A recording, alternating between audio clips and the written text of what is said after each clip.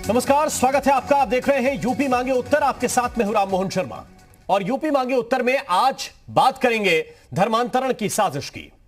हमारा देश, हमारा प्रदेश हर धर्म का बराबर सम्मान करता है, सबको यह छूट देता है कि वो अपने धर्म को माने, उसके त्योहार मनाएं और धर्म का प्रचार भी जमकर करें। लेकिन इस देश में किसी को भी धर्म के नाम पर अधर्म की इजाजत नहीं दी जा सकती। साजिश की तो कतई नहीं, लेकिन सच्चाई यह भी है कि ऐसी हजारों साजिशें चलती रहती हैं। कभी मिशनरीज, कभी लव जिहाद, कभी कमजोरों का ब्रेन वॉश और मजबूरों को लालच देकर धर्म के धंधेबाज ये खेल खेलते आ रहे हैं और समाज के ताने बाने को कमजोर कर रहे हैं। उत्तर प्रदेश एटीएस ने अब जो खुलासा किया है वो आपको चौंका देगा। पहला खुलासा यह है कि कोई एक दो लोग नहीं हैं, धर्मांतरण की एक पूरी की पूरी गैंग चल रही है। दूसरा खुलासा यह है कि इस गैंग को विदेशों से भी फंड मिल रहा है। और तीसरा यह कि धर्मांतरण गैंग पैसे के जोर पर मजबूरों, कमजोरों, यहां तक कि मूक बधिरों का भी धर्मांतरण करा रहे हैं। और पुलिस का दावा यह है कि अब तक 1000 लोगों का ये लोग धर्मांतरण करा चुके हैं।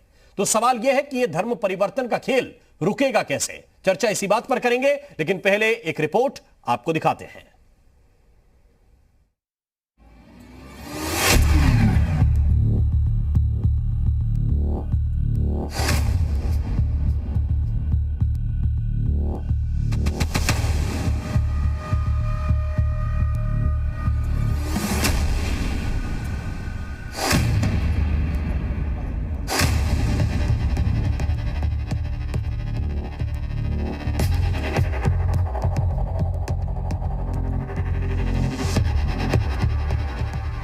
यूपी में धर्म के नाम पर अधर्म की साजिश का खुलासा हुआ है।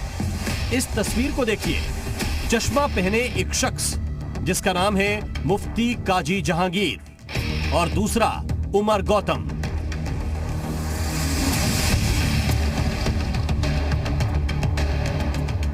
उमर पहले हिंदू था, लेकिन 37 साल पहले ये श्याम गौतम से उमर गौतम हो गया और आज इसकी पहचान धर्मांतरण के मास्टरमाइंड के तौर पर हो रही है।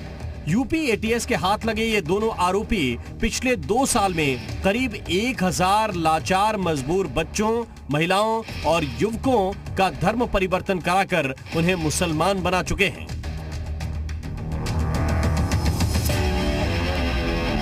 बड़ा गैंग है जो कि इस तरह से वल्नरेबल लोग हैं, जो संभावित गरीब लोग हैं, मूक बधिर बच्चे हैं या ऐसे लोग हैं जो कि आर्थिक दृष्टिकोण से संपन्न नहीं हैं, उनको अपने धर्म के प्रति विद्वेष पैदा करना तथा उसको कन्वर्ट कराना और उसकी एवज में उनको पैसे की लालच देना, नौकरी की लालच देना, शादी की लालच देना और कुछ जो बच्चे जिनका धर्मांतरण हुआ है उनके घर वालों को भी कॉन्फिडेंस में नहीं लेना और उनको कहीं और ले जाना।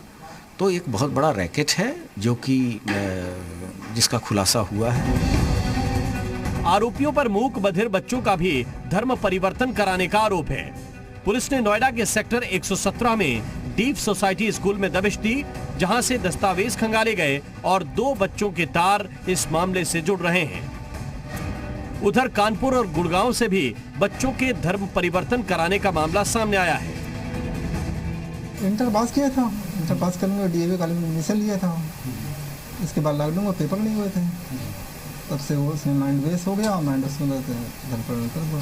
कैसे, कहाँ चला गया? दिल्ली चला गया था। आपको बता के नहीं गया था। कागज हमको घर पे मिला था बक्से में, तब मालूम होता धर्म परिवर्तन करा। कागज में क्या लिखा? कागज में उसने अपना नाम चेंज किया है। क्या नाम कर लिया? अब्दुल कादिर।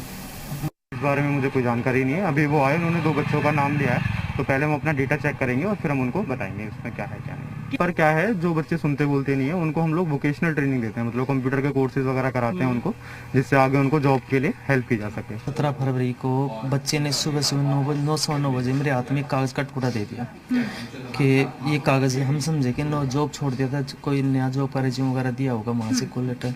तो जॉब देखते के साथ एकदम से मुझे चक्कर आ गया और मैं गिर गया था उसी टाइम। फिर मैंने भाग दौड़ करके दिल्ली पता किया जाके भाई कौन कौन है। तो इसके अंदर उमर गौतम और अबू बकर, ये हाँ जी मेवाती, हाँ जी, ये 2 नाम सामने आए। यूपी में धर्मांतरण की साजिश का खुलासा होने के बाद अल्पसंख्यक कल्याण मंत्री मोहसिन रजा ने कहा कि यूपी में योगी राज है, तो उधर शिया वक्फ बोर्ड के पूर्व चेयरमैन ने कहा कि कुछ कट्टरपंथी आतंक का चेहरा बने हुए हैं।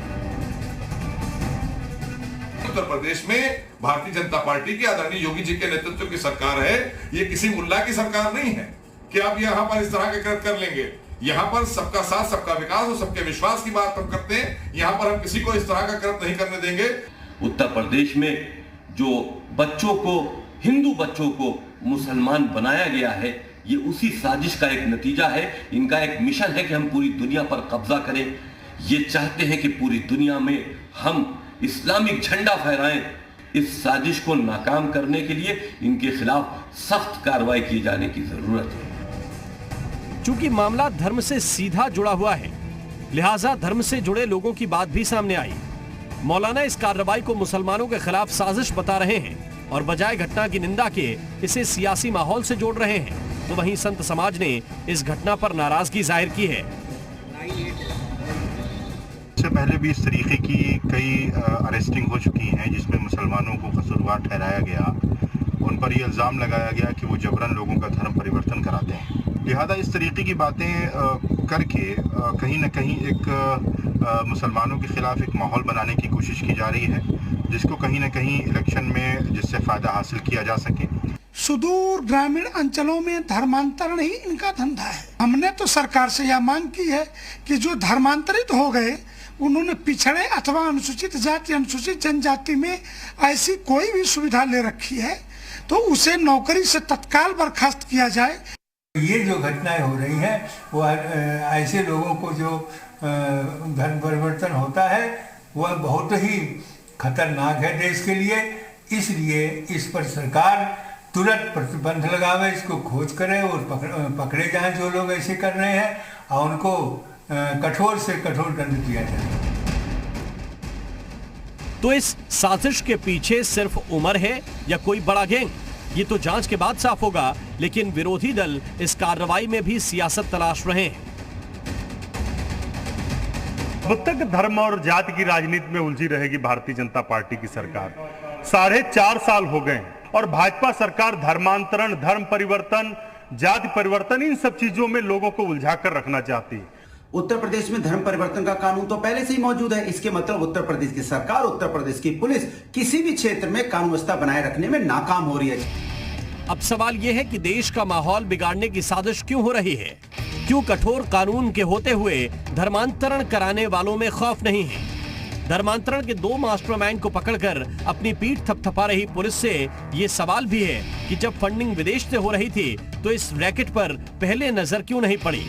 इतने बड़े पैमाने पर धर्मांतरण कैसे होता रहा? और अब सवाल ये कि क्या धर्मांतरण के खेल पर पूरी तरह लगाम लग सकेगी? ब्यूरो रिपोर्ट, जी मीडिया।